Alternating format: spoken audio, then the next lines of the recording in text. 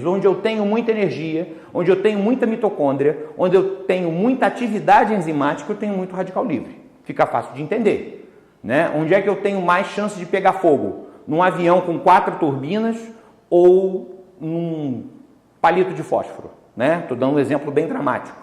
Claro que é num avião com 4 turbinas, eu tenho uma chance maior de explosão, eu tenho combustível, eu tenho gasolina ali, né? Então eu preciso ter um controle maior.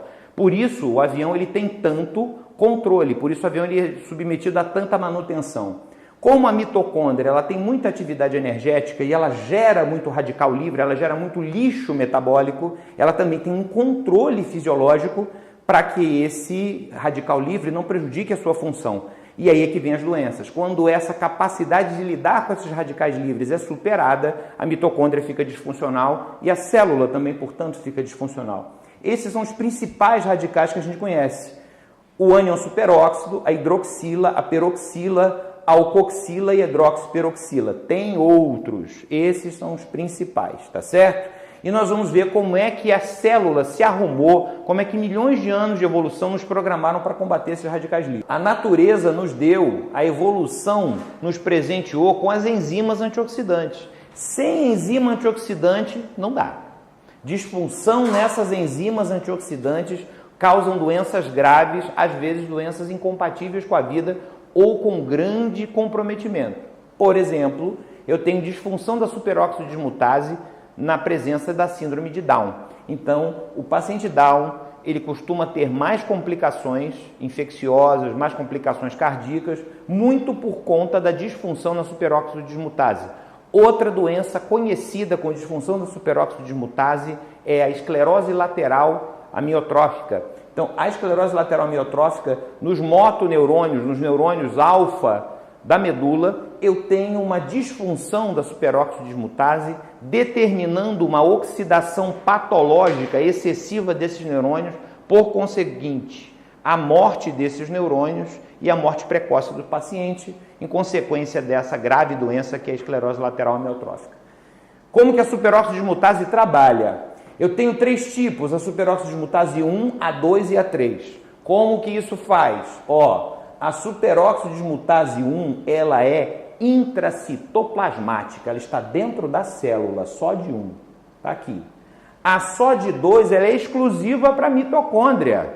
A mitocôndria tem uma SOD só para ela. Por quê? A atividade metabólica e o lixo metabólico aqui é muito maior. Então, eu tenho uma SOD exclusivamente intramitocondrial, que é a SOD 2. A SOD 3, ela é uma SOD tecidual, ela é extracelular. Ela ajuda a varrer o lixo metabólico do tecido. Então, eu tenho uma SOD intracelular, intracitoplasmática, eu tenho uma SOD intramitocondrial, que é a SOD 2, e eu tenho uma SOD extracelular tecidual, que é a SOD 3. Tem cofatores diferentes. Já vimos que cofator é aquele fator que auxilia a atividade enzimática. Então, facilita a cinética enzimática. SOD 1, eu tenho como cofatores minerais o zinco e o cobre. A SOD 2, eu tenho como cofator mineral exclusivo o manganês. E a SOD 3, eu tenho como cofator mineral o zinco e o cobre. Qual é o truque? Qual é a lógica? Usar sempre minerais quelados. Então, sulfato de zinco é a forma inorgânica do zinco. Sulfato de cobre é a forma inorgânica do cobre. A gente tem que usar a forma orgânica. Normalmente nós usamos o zinco quelado com glicina ou o cobre quelado com glicina, certo? Em que proporção? Normalmente nós fazemos 20 de zinco para 1 de cobre. Por quê? Nós preferimos usar essa concentração que ela é mais segura. Há alguns autores que usam 15 para 1, não está errado. O problema é que, como você vai fazer uma suplementação ao longo de muito tempo, se você usar cobre em excesso, o cobre tende a intoxicar e o zinco em altas doses também. Só que o que nós fazemos é o seguinte, o que nós recomendamos, apesar de haver autores que também recomendam que pode usar junto, nós recomendamos usar o cobre de manhã e o zinco à noite. Por quê?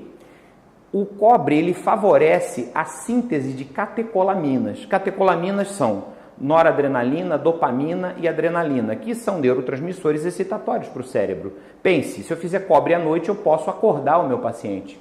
Já o zinco é o contrário, ele favorece o sono. Então, um sono bem favorecido, uma boa noite de sono é sempre muito bem-vinda. O que a gente faz? Faz o zinco à noite, porque o zinco à noite ajuda a liberar o hormônio de crescimento, ajuda a sintetizar serotonina e melatonina, ajuda a dormir. Portanto, se eu fizer zinco à noite, numa dose 20 vezes maior do que cobre, não tem problema. Exemplo, a gente usa 10 miligramas de zinco à noite, zinco quelado, e meio miligrama de cobre, uma dose 20 vezes menor, de manhã. Meio miligrama de cobre de manhã e 10 miligramas de zinco à noite, 20 para 1, certo? Porque aí eu vou suplementar o quê? Eu vou favorecer o quê? A atividade da SOD1 e da SOD3 ao mesmo tempo, porque elas usam os mesmos cofatores minerais. E o manganês, Gabriel? Normalmente eu uso meio miligrama a 1 miligrama de manganês, quelado também, porque o manganês metálico, ele é tóxico para o cérebro, tá certo? Então nós suplementamos meio miligrama, 1 miligrama de manganês, não é necessário, mais do que isso. Alguns autores falam em até 5 miligramas de manganês quelado por dia. Eu não tenho essa experiência, eu uso 1 miligrama com sucesso, o paciente responde bem e quanto menos, melhor, até porque essa suplementação o paciente vai usar durante bastante tempo. Então, meio miligrama de manganês, 1 miligrama de manganês é suficiente para eu suplementar só de 2. Quando eu faço aqui, ó, a catalase ela é parceira da SOD. A SOD, ela pega o radical livre mais pesado, o ânion superóxido, e transforma ele o quê? Em peróxido de hidrogênio. Só que o peróxido de hidrogênio ele é instável. O que a catalase faz? A catalase vai e transforma o peróxido de hidrogênio, que é a água oxigenada, em água e oxigênio. Então, eu destoxifiquei um radical livre. Eu peguei o ânion superóxido, passei pela SOD, pode ser a SOD1, a SOD2 ou a SOD3, transformei isso em água oxigenada, só que a água oxigenada, se eu deixar, ela vira hidroxila. Vira 2 moléculas de hidroxila, que também é um radical livre. Então, eu preciso ter a catalase. Aí, quem é que ajuda a catalase a se regenerar? NADPH, que é a vitamina B3.